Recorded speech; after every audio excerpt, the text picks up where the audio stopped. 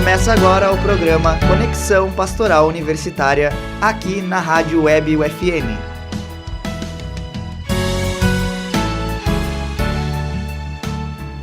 Está no ar o programa Conexão Pastoral Universitária.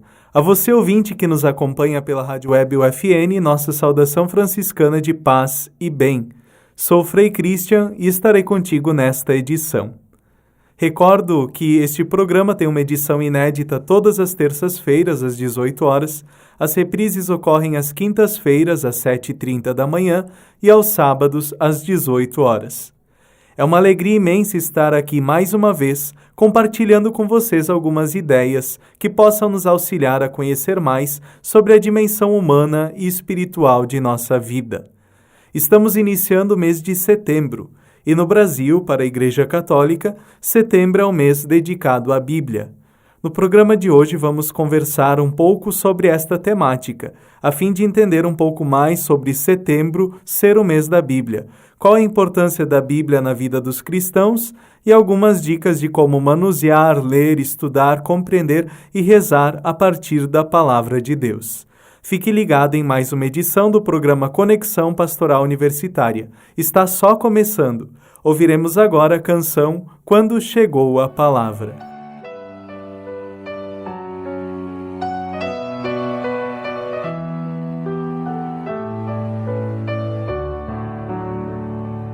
A palavra do Senhor, quando chegou, desinstalou meu coração. Ao chegar, desafiou-me a exigir uma resposta de sim ou não. É fácil dizer sim, é fácil dizer não, mas dói depois do sim e dói depois do não. A palavra do Senhor, depois que ela passou, nada mais será do jeito que já foi. A palavra do Senhor, depois que ela passou, nada mais será do jeito que já foi.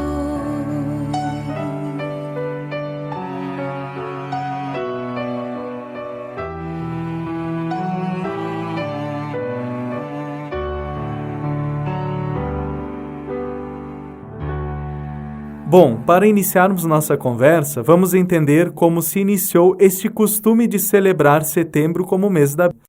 Não é um costume tão antigo. Ele começou no ano de 1971, na Arquidiocese de Belo Horizonte, Minas Gerais, mês em que se celebra a memória de São Jerônimo, grande biblista na história da Igreja Católica. Sabendo da ação da Arquidiocese, o Serviço de Animação Bíblica das Irmãs Paulinas passou a propagar, todos os anos seguintes, a celebração do mês dedicado à Bíblia. Com a devoção propagada e os grupos de estudo bíblico se multiplicando, a Conferência Nacional dos Bispos do Brasil, CNBB, passou a assumir a data comemorativa e instituiu oficialmente a celebração para todo o país. Atualmente, além do Brasil, vários países da América Latina e África dedicam o mês de setembro à celebração da Bíblia. Outro fato interessante, para que setembro fosse eleito como mês da Palavra de Deus, é que desde 1947, a data de falecimento de São Jerônimo, é celebrado o Dia da Bíblia. Para entendermos melhor a importância de São Jerônimo, vamos agora fazer um pequeno resgate da sua biografia. Jerônimo foi um padre católico. Nasceu no ano de 340 na Dalmácia. Tendo herdado de seus pais uma pequena fortuna, aproveitou para realizar sua vocação de amante dos estudos. Viajou para Roma, onde procurou os melhores mestres de retórica. Foi batizado pelo Papa Libério quando tinha 25 anos e foi ordenado padre aos 38 anos. Em Aquileia, formou uma pequena comunidade que tinha por atividade principal o estudo da Bíblia.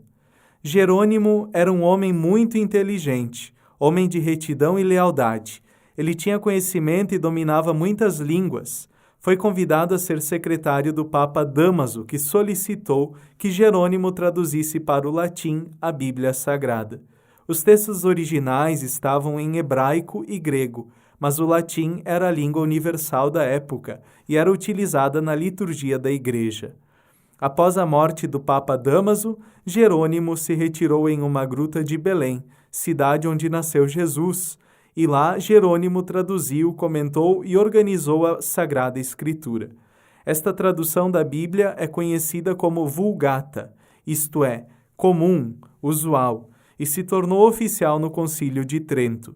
Jerônimo é tido como um dos padres mais importantes da história da Igreja. Faleceu em 420, quando tinha 80 anos de idade. Hoje, a Bíblia é o único livro que está traduzido em praticamente todas as línguas do mundo e está em quase todas as casas. Talvez a gente nem faça ideia, mas a Bíblia é o livro mais vendido, distribuído e impresso em toda a história da humanidade.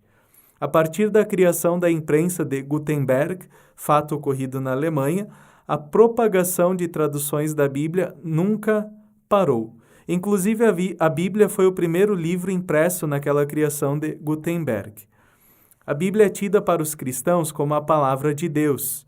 Isso porque acredita-se que ela é o fruto da comunicação entre Deus, que se revela, e a pessoa que acolhe e responde à revelação.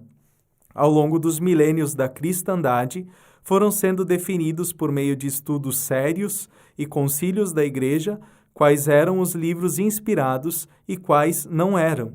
A Bíblia Católica possui ao todo 73 livros e as demais Bíblias possuem 66 livros. Essa questão aconteceu pois até o primeiro século da era cristã, os judeus da Palestina ainda não haviam estabelecido a lista dos livros inspirados.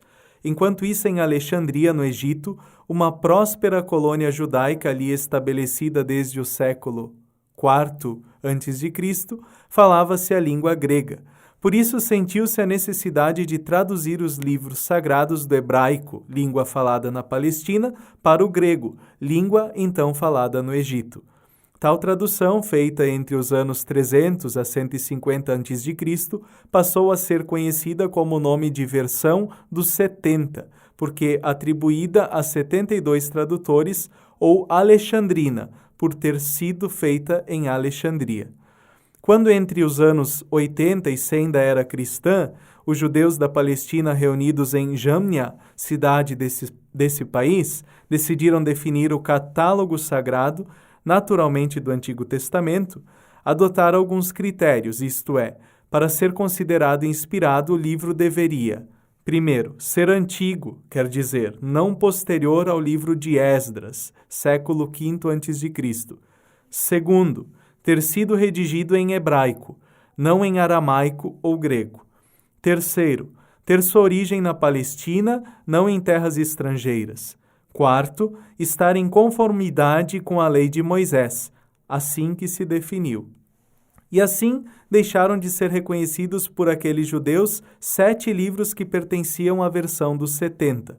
Os critérios estabelecidos por eles para oficializarem o catálogo sagrado tiveram como base uma mentalidade nacionalista, pois predominava naquele grupo uma aversão aos estrangeiros em geral. Desde o final do primeiro século depois de Cristo, portanto, havia 2 catálogos bíblicos entre os judeus.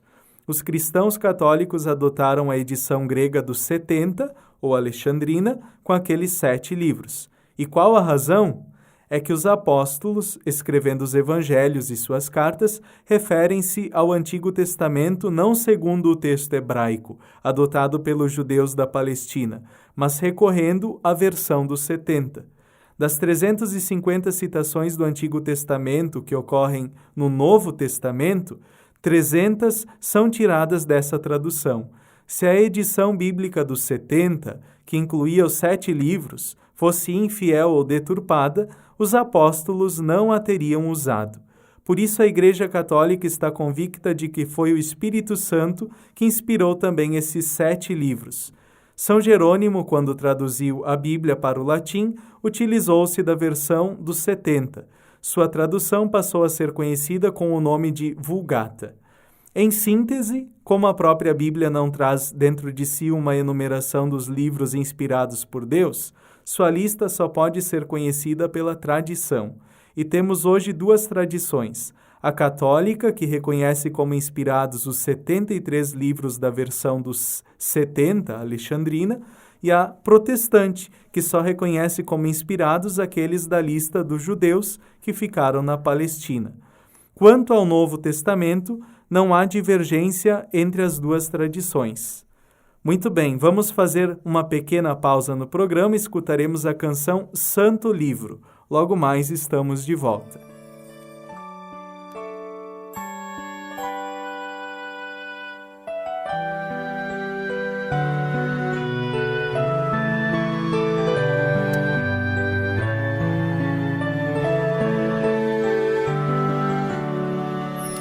Santo livro, santo livro, louvado seja Deus por seus autores, louvado seja Deus por seus leitores. Santo livro, santo livro, santo livro que me ensina a contemplar. Santo livro, santo livro, santo livro que me ensina a caminhar. Santo livro, santo livro, louvado seja Deus por seus autores. Louvado seja Deus por seus leitores. Santo livro, santo livro, santo livro que me ensina a contemplar. Santo livro, santo livro, santo livro que me ensina a caminhar. Quem te lê com amor e com fé, santo livro, certamente viverá melhor. Quem te estuda querendo aprender, santo livro, saberá caminhar, saberá. Santo livro, santo livro, santo livro, santo livro, louvado seja Deus por seus autores. Louvado seja Deus por seus leitores. Santo livro, santo livro, santo livro, santo livro, santo livro que me ensina a contemplar.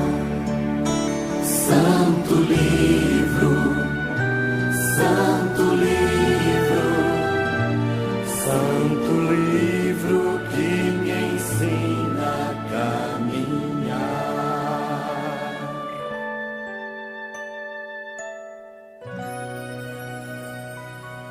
Muito bem, cá estamos.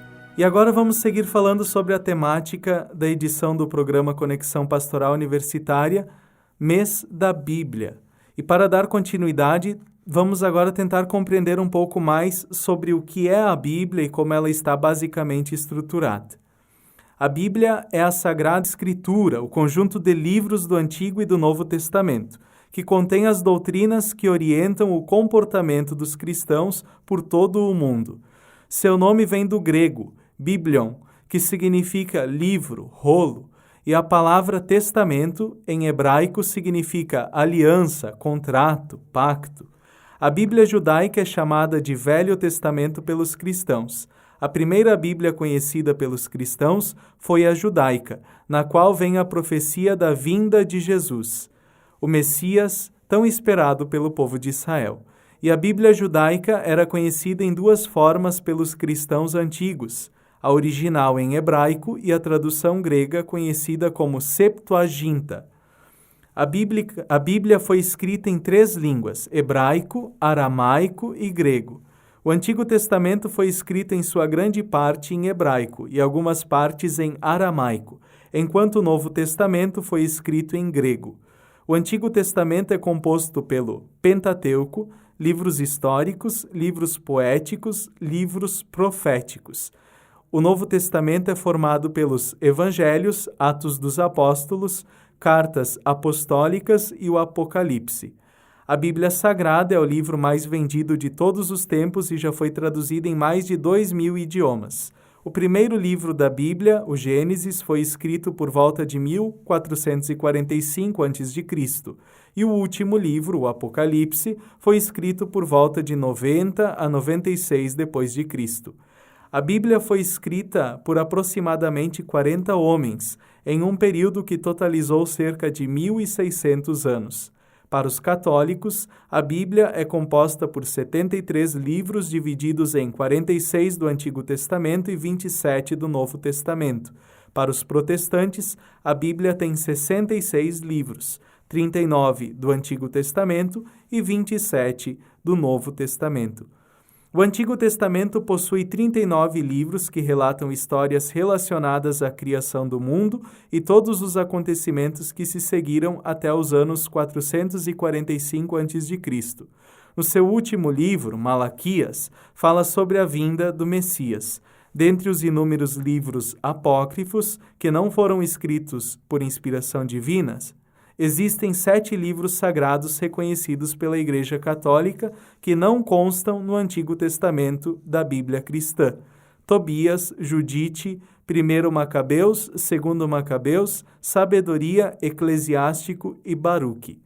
E o Novo Testamento possui 27 livros que apresentam a história de Jesus Cristo, englobando acontecimentos durante sua vida e após a sua morte. Os Atos dos Apóstolos narram a história mais antiga da Igreja, enquanto os 4 evangelhos retratam, de formas diferentes, a vida de Jesus. O Novo Testamento contém também as cartas de São Paulo, entre outras. No final do Novo Testamento está o livro do Apocalipse, que descreve o fim do mundo e a segunda vinda de Jesus, onde todos serão julgados e o governo justo de Deus virá à terra.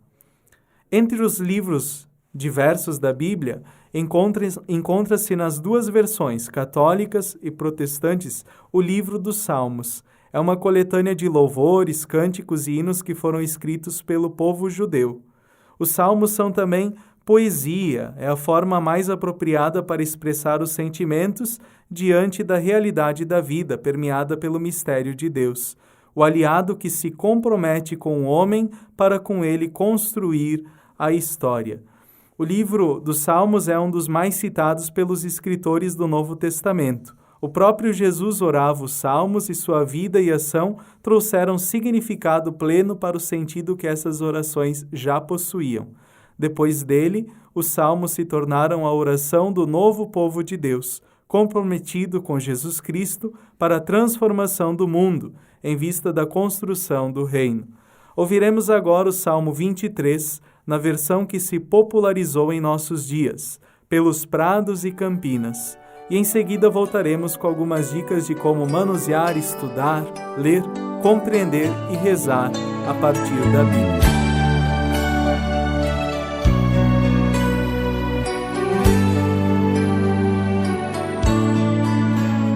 Pelos prados e campinas verdejantes eu vou, é o Senhor que me leva a descansar.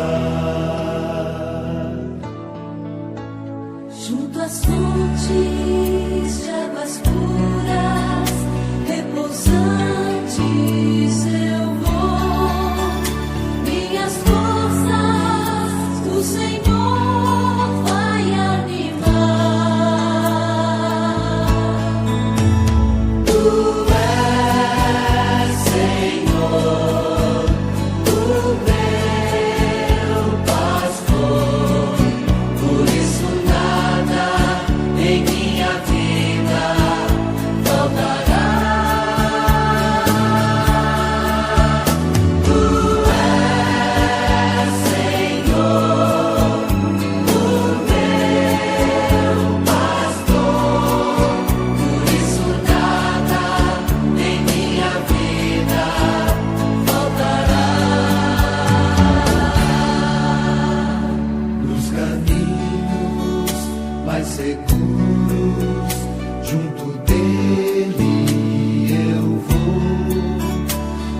para sempre o seu nome eu honrarei. Se eu encontro 1000 abismos nos caminhos, eu vou. Segurança sempre tenho em suas mãos. Tu és, Senhor, o meu pastor, por isso nada em minha vida faltará. Tu és, Senhor, o meu pastor, por isso nada em minha vida faltará.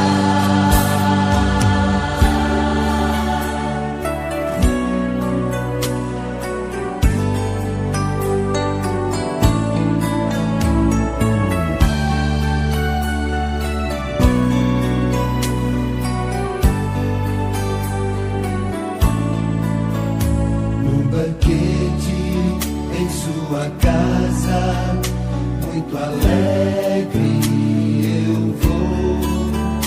Um lugar em sua mesa me preparou. Ele unge minha fronte e me faz ser feliz e transforma a minha casa em seu amor. Tu és, Senhor, o meu pastor, por isso nada em minha vida faltará. Tu és, Senhor, o meu pastor, por isso nada em minha vida faltará. Bem à frente do inimigo, confiante eu vou. Tenho sempre o Senhor junto de mim. Seu cajado me protege e eu jamais temerei. Sempre junto do Senhor eu estarei. Tu és, Senhor, o meu pastor, por isso nada em minha vida faltará. Tu és, Senhor, o meu pastor, por isso nada em minha vida faltará.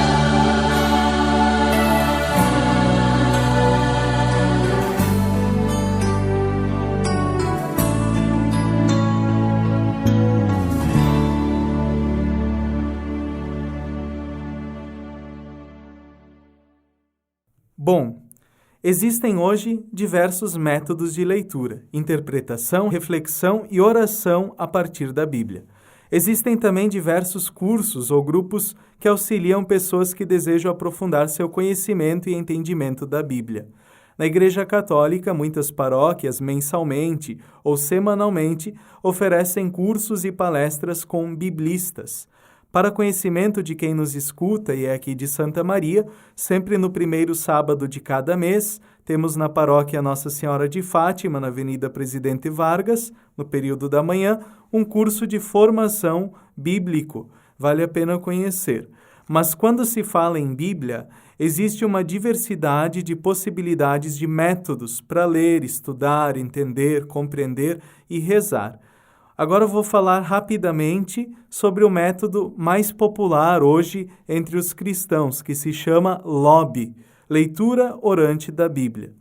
O método é simples, consiste em um primeiro momento fazer uma oração, pedindo que o Espírito Santo dê discernimento e sabedoria para compreender a palavra. Depois é preciso escolher um texto da Bíblia, se propõe até que seja o texto da liturgia diária, que pode ser encontrada na internet, em aplicativos também para o celular. Depois de ter escolhido o texto bíblico, vem o primeiro passo. Deve-se fazer a leitura dele, de modo compassado e tranquilo. Ler no mínimo 2 vezes, e após se perguntar, o que o texto diz? É o momento de recordar ao pé da letra a cena, a narração, o local, os personagens, os gestos, enfim, tudo o que está presente no texto. E é importante não se precipitar, achar que já sabe tudo, que já conhece tudo sobre aquele texto. Aqui, se possível, é necessário dar uma estudada no contexto histórico do período em que o texto se passa, os fatos importantes e também bons livros podem auxiliar nisto. O segundo passo é a meditação do texto lido. Deve-se recordar de modo mais espiritual alguma frase, palavra, gesto, personagem que chamou a atenção durante a leitura. É o momento também para se perguntar, o que o texto me diz? Tentar entender qual a mensagem do texto para a realidade atual, para a vida nesse momento que a gente vem vivendo. Perceber que a palavra lida é também atual. Lembrando que numa visão de fé, quem fala pelo texto bíblico é o próprio Deus. O terceiro passo é a oração pessoal a partir do texto lido, que pode se dar por meio de uma súplica, um diálogo sincero com Deus, um louvor, uma oração com algum salmo mesmo. E então podemos nos perguntar, o que o texto me leva a dizer a Deus? Qual a minha resposta diante do que Deus me propõe e me mostra hoje? E nesse passo respondemos a Deus, pedindo que Ele nos ajude a praticar o que acabamos de rezar, de ler na palavra. O texto bíblico e a realidade de hoje nos motivam a rezar neste momento. E o quarto e último passo é a contemplação, entendida aqui como algo não meramente intelectual, mas que se passa não só na cabeça, a nível de pensamento, mas sim uma nova forma de agir, uma mudança no integral do ser. É contemplativa a pessoa que tem um jeito novo de ser, viver, ver e assumir a vida. É o vinho novo que nos transforma e nos conduz a uma conversão profunda. A leitura orante se torna uma atitude continuada no dia a dia por uma ação transformadora em seus mais variados aspectos. Esse passo nos faz pensar em testemunho, em serviço, em doação aos outros. E o questionamento aqui é, qual meu novo olhar a partir da palavra lida, meditada e orada? O que a palavra me impele no meu ser, no que diz respeito à ação, perdoar, testemunhar, amar, servir, respeitar? Enfim, este é um dos métodos mais populares que temos hoje de ler, meditar, entender e rezar a Bíblia. Muito bem, o nosso tempo ele vai chegando ao fim. Esperamos ter ajudado um pouco mais na compreensão acerca do tema do mês da Bíblia. A sugestão é que continuemos sempre aprofundando cada temática trabalhada aqui nos programas e que eles sirvam nunca como um fim, mas sempre como um pontapé inicial para se buscar ainda mais conhecimento sobre os temas trabalhados. Agradeço a audiência aqui pela Rádio Web UFN e deixo também o convite para que você nos acompanhe os trabalhos da Pastoral Universitária UFN pelo Facebook, pelo perfil no Instagram e pelo canal no YouTube, onde você pode encontrar todos os programas já gravados. A edição de hoje teve produção e apresentação do Frei Cristian Martins Almeida, na Central Técnica Alan Carrion, Clenilson de Oliveira e na supervisão a jornalista e professora Carla Torres. A você que nos escuta, nossos desejos de dias repletos de paz e bem.